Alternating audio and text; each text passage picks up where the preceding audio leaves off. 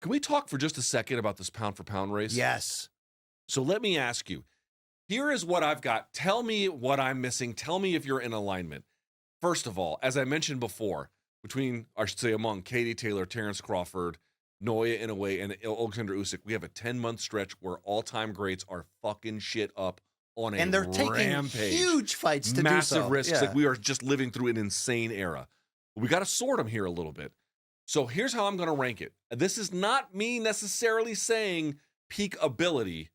It's part ability, part what you accomplished, and then partly how recent. And also the mythical matchup. How would you do against each other and if things were even? For me, I don't look at that as to me, irrelevant. that's the decider when it's close. Fair enough. And there's no rules. Everyone's Sure. got their own. That's not the way it would go for me. But I like Crawford at 3 because Inoue has been more active recently. Yep. I'm going to put him at 2. And because of the unreal nature of everything he's done, plus obviously recency to an extent, I think I've got Usyk at 1. Hell yeah. Do you have to realize how hard it is for heavyweights in general to get ranked in the top 10 pound for pound? They normally need to be long-standing dominant, but also when we talk about the mythical matchmaking, the idea of, okay, that bantamweight's never going to fight that heavyweight. So what if they were in the same mythical division, having the same advantages and disadvantages that they have in their own division, bringing that together? It's so rare when you get a heavyweight high up there.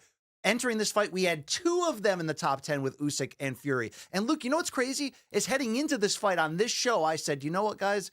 As much as we've had fun debating between Crawford, Inoue, and also Canelo, I think deserves to be in the conversation, although he's probably not going to get ahead of either one on anyone's list. I think he's good enough to be in that conversation based on what he's accomplished and his recent form. But I said the winner of Fury Usyk could actually supplant all of them and be number 1. And Luke, I got hit with so many messages saying, come on, didn't you see Crawford versus Spence? Don't you know how great Crawford is? Or, hey, come on, have you not watched what Inoue's done lately?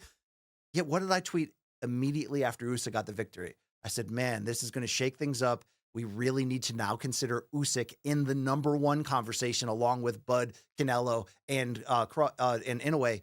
And I was happy to see a deluge of tweets where people are already saying, he's already in that conversation, and this win should leave no doubt. And the biggest reason a lot of people said, so I'm taking this opinion because it makes a lot of sense, I'm sharing it with you, the consensus of the people after the fact, so there is recency bias, was this. Some people are saying, well, who cares? Why even have this debate? He's the heavyweight champion. He doesn't need to be a top of pound for pound list. Which is true. He's number 1 in the whole sport. He is. But he fought a guy 40 pounds heavier than him, 6 inches taller with a 7-inch reach, and nearly knocked him out, coming off of an undisputed run at cruiserweight. What else do you need from a literal pound for pound, the definition of it, standpoint? The answer is you don't need anything more. Yes, Luke, he's the best fighter in the world in this great sport at this moment. Usyk is number 1 with a bullet. And if you are saying, okay, BC, great speech, but what about Crawford? What about Inoue? Let's hear from Bud. Let's see what Bud tweeted out in response to this. Man, y'all better put some respect on Usyk, man. He's definitely a candidate for number 1 pound for pound fighter in the world. I'm no hater. He beat the man that beat the man in a bigger division, giving what he's already done. Salute, brother. Shouts to Terrence Crawford, dude. A real one. Because look, Usyk wins this argument in my mind if you're just going accomplishments, if you're just going quality of resume and who would he be, if you're just going current form, if you're just going mythical matchmaking. I mean, look, that's the thing. It's rare that you get a heavyweight with this much skill, where even if you were like, okay, what if Bud versus Usyk could happen at some mythical weight class where, where they had the same qualities?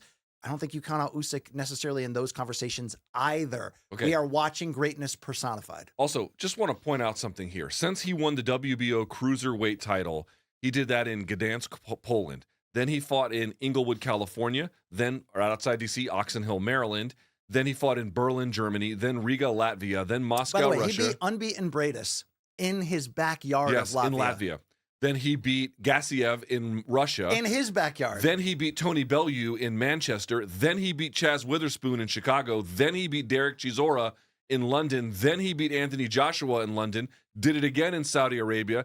Then he beat Dubois in Poland. And then he beat Tyson Fury in Riyadh. Not one of those was a fucking home game. And he took home the prom queen every fucking time. Forget Animal or Hawk. This is the real road warrior. This is the guy. This is the guy right here, okay? Dude, it's incredible.